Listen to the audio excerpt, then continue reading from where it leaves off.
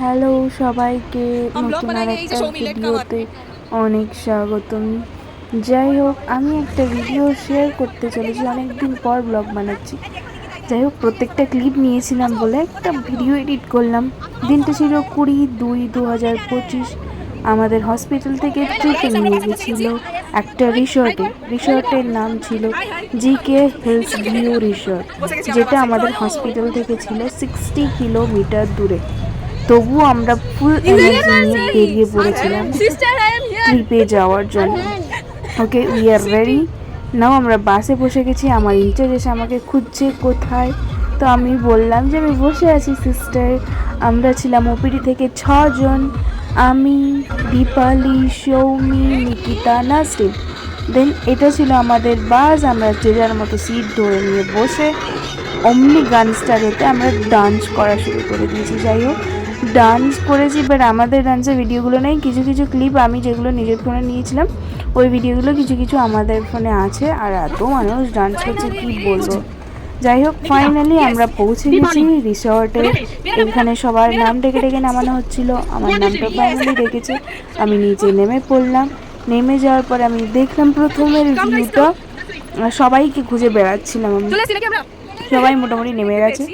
এখন আমরা আমরা ঢুকছি ভেতরে, বিকজ আমরা লাস্টের দিকে বসেছিলাম, তো আমাদের নামতেও লেট হয়ে গেছে। দেন আমরা একটা অদ্ভুত গাড়ি দেখতে পেয়ে ওখানে অদ্ভুতভাবে ফটো তোলার জন্য দৌড়ে দৌড়ে বেড়াচ্ছিলাম। এই যে আমাদের মেয়েগুলো, যারা এই গাড়িটার সামনে ফটো তোলার জন্য পাগল, আর আমি একটুখানি ক্লিপ নিচ্ছিলাম, ভিডিও ক্লিপ। ওকে গাইস, দেন এখানে ঢোকার আগে আমাদেরকে যে কোনো রিসর্টে ঢোকার আগে আইডি ব্যান্ড করতে হয়, যেহেতু আমরা গ্রুপ ট্রিপে এসেছি। তো আমাদের আইডি ব্যান্ড দিয়েছে। আইডি ব্যান্ডের পর একটা ওয়েলকাম ড্রিঙ্ক দিয়েছিল। ফার্স্টে আমি ভেবেছিলাম একটা স্ট্রবেরি, বাট সবাই বলছে ভ্যানিলা। কী জানি ভাই, আমি তো স্বাদই জানি না কোনো কিছু।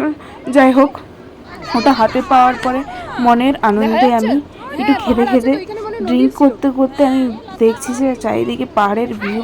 সৌমি বললো এখানে নাকি নন্দী হিলস ছিল। আমিও ভাবলাম মেবি এখানে নন্দী হিলস ছিল, করে চেঞ্জ হয়ে গেছে। তারপরে একটু ব্যাগ দেখিয়ে ফটো তুললাম। যখন দেখি পাশের অনেকেই এরকম ফটো তুলছে, তো আমরাও এইরকম এভাবে ফটো তুলে নিলাম গ্লাসগুলো হাতে নিয়ে।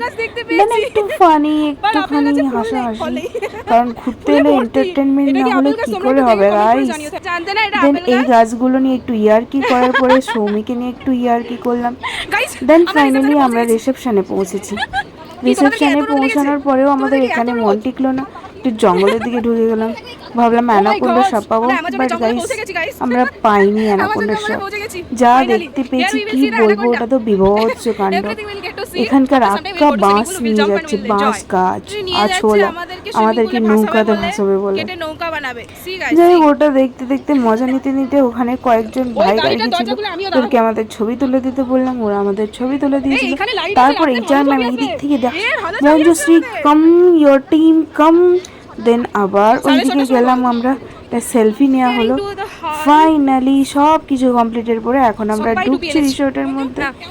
এই দেখো গাইস, সবাই যে যার রোদের বাঁচার জন্য কেউ টুপি, কেউ ছাতা, কেউ হাত ইউজ করছে, বাট আমি তো ক্যামেরা ধরেছি না, আমি কি করে রোদ থেকে বাঁচবো।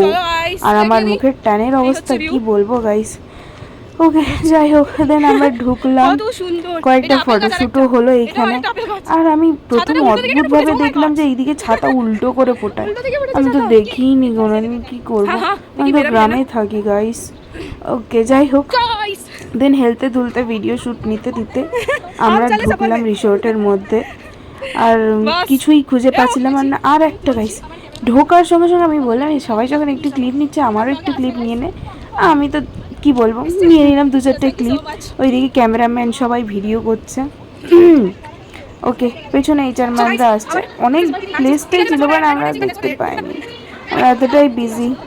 ইনচার্জরা সবাই ব্যাগ ট্যাগ রেখে রেডি। আমাদের যাওয়ার সঙ্গে সঙ্গে একটা বড় দড়ি ধরিয়ে দিয়েছিল, বলছিল কি দড়ি টানাটানি খেলা হবে, যেটা আমি ছোটো থেকে কোনোদিন খেলিনি। বাট কি আর করবো, ফাইনালি আমাকে তো খেলতেই হতো, তো আমিও খেলবো বলে এনার্জি নিয়ে চলে গেলাম জুসটা ড্রিঙ্ক করে। ওকে, দেন আমরা সবাই একটাই লাইনে দাঁড়িয়েছিলাম, but later they are saying like no guys, you have to make two lines. So finally we are divided. Now ওরা আলাদা দলে তিনজন, আমরা আলাদা দলে তিনজন, বাট আমরা জিতবো, এটা আমরা টার্গেট রেখেছিলাম। যাই হোক, অনেকক্ষণ পরে ওরা সব কিছু কমপ্লিটের পরে আমাদেরকে বললো যে তোমরা ক্যামেরা করো, ফাইনালি দড়ি টানাটানি খেলাটা হবে। আর গাইস, আমাদের সাথে মাল্লিকা আরোরাও ছিল, তোমরা হয়তো কেউ দেখতে পাবে না, বাট ছিল, ঠিক আছে। নাও টার্ন, দড়ি টানাটানি খেলার গ্রুপ এ। ওকে, টানাটানি জোর কদমে হয়েছে, দেন ওরা পড়ে গেছে গাইস, পড়ে গেছে, বাট ওরা জিততে পারেনি। ওদের তো হয়ে গেল, বেস্ট অফ 3 ছিল, 3 বারই ওরা জিততে পারেনি। নেক্সটে অনেক কষ্ট করে, না সরি, নেক্সট আমাদের টার্ন ছিল। আর আমাদের তো কি বলবো, আমাদের গাইস, আমাদের সুপার একেবারে, আমরা সবাই হাড্ডা গোড্ডা মানুষ ছিলাম। আর আমরা দুবার দুবার জিতেছি। আর ওখানকার যে এই যে অ্যাঙ্কারিং করছিল মাইকটা নিয়ে, উনি জাস্ট অসাম, উনি মেবি বেঙ্গলি, উনি খুবই ভালো। জায়গাটাও বিশাল সুন্দর, বাট যাই হোক, আগেরবার যেখানে গিয়েছিলাম ওই জায়গাটা একটু বড় ছিল, বাট এটাও ঠিকঠাক, খুব একটা খারাপ না। যাই হোক, অনেক কষ্ট করে টানাটানি করে আমরা 2 বার জিতেছিলাম। লাস্ট টাইম মানে বেস্ট অফ 3 বলে না, তো লাস্ট টাইম আর আমাদের হাতে ওইটা থাকেনি। অনেক কষ্ট করার পরেও আমাদেরকে টেনে টুনে ফেলে দিয়েছে গাইস। দেখতেই পাবে, ভিডিওটা চলতেই থাকুক, দেখতে থাকো তোমরা। এই যে জিতে নাচছি 2 বার ধরে। নাও এগেইন লাস্ট টাইম, দেখুন সবাই কি করে আমরা হুড়মুড়িয়ে পড়ে গেছি।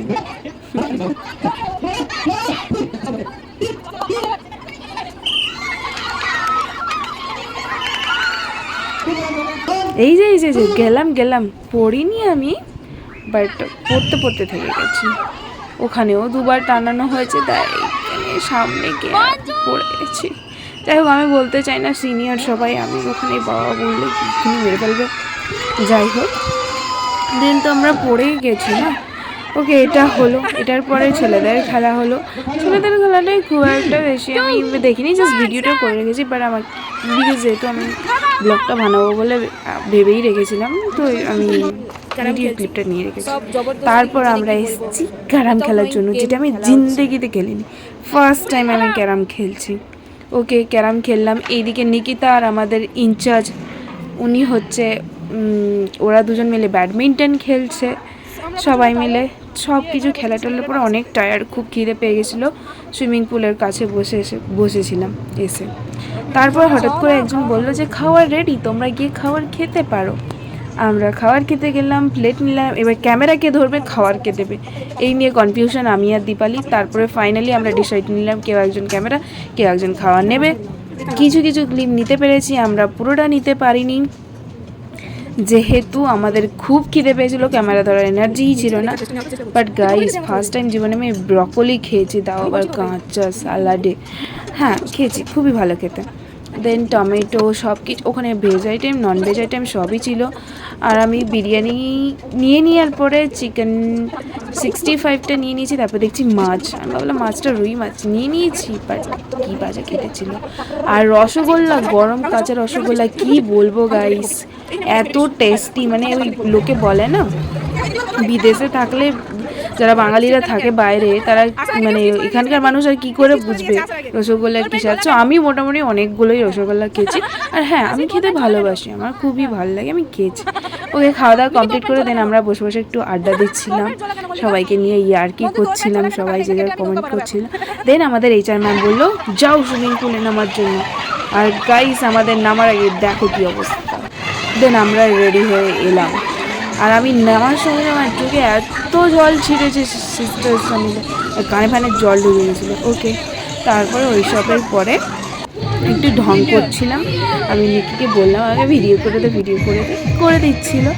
দেন আমরা ভিডিও করলাম, সব কিছু করলাম, অনেক মজা করেছি। গান হচ্ছিলো, ডান্স হচ্ছিলো সবাই মিলে। আরেকটা রেন ডান্সও হয়েছে, বাট আমি দেখাতে পারবো না, বিকজ আমার কাছে ক্লিপ নেই। এইসবের পরে আমরা গিয়ে ফ্রেশ হয়ে রেডি হয়ে বিকেলে স্ন্যাক্স দিয়েছিল, যেটা আমি খাইনি বিকজ আমার পেট পুরো ভর্তি ছিল। দেন আমরা রেডি হয়েছি আবার ফেরার জন্য। এটা ছিল ফেরার টাইমের ভিডিও, পুরো ক্লিপটা নিতে পারিনি বিকজ কিছুটা ভিডিও আমি ছেড়ে দিয়েছি। অনেক জায়গা ছিল ঘোরার মতো, বাট আমরা ঘুরতে যাইনি কারণ আমরা সুইমিং পুলেই ব্যস্ত ছিলাম। আর এত টায়ার্ড হয়ে গেছিলাম নেচে নেচে, কি বলবো, আর মানে এনার্জিই ছিল না। যাই হোক, বাসে তাড়াতাড়ি করে যাচ্ছিলাম, কোনোরকম যদি একটা জায়গা পাই।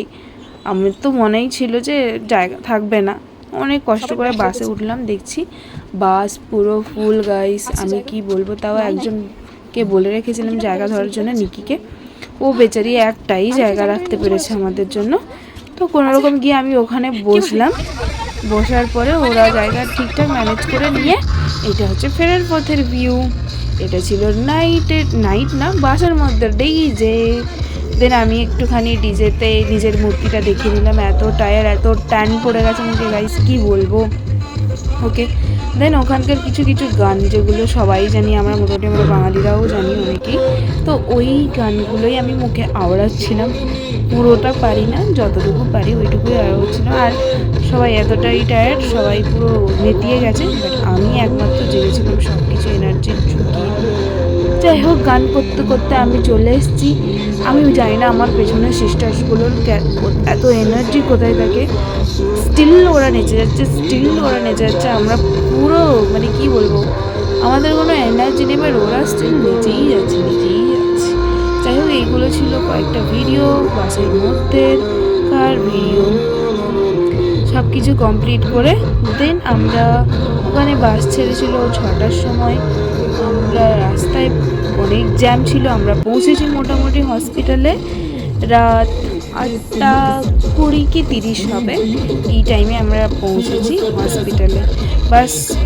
বাট হসপিটালে পৌঁছাতে কোনো ক্লিপ নিতে পারিনি, জাস্ট বিকজ আমি খুবই টায়ার্ড ছিলাম। আমাদের পাঞ্চ আউট করতে হতো। পাঞ্চ আউট করে তারপর যে যার বাড়ি চলে এসেছি গাইস। টাটা গাইস, কেমন লাগলো সবাই ভিডিওটা আমাকে জানিও। আমি জানি আমি খুব একটা ভয়েস ওভার দিতে পারি না, স্টিল আমি চেষ্টা করবো ইন ফিউচারেও। বাট এই যে হয় না যে সবসময় অভ্যস্ত না হলে মানুষ জীবনে কিছু করতে পারে না, তো আমিও অভ্যস্ত না, তো আমিও কিছু করতে পারছি না জীবনে, এখনও পারছি না। নার্সিং ধরে নিয়েই বসে আছি। যাই হোক, এটা ছিল আমাদের ট্রিপের একটা ভিডিও, আর ছোট্ট একটা ব্লগ। সবাই কেমন লাগলো জানিও। ভালো লাগলে একটা লাইক করে দিও, কমেন্ট করে দিও, একটু সাবস্ক্রাইব করে দিও আমার চ্যানেল।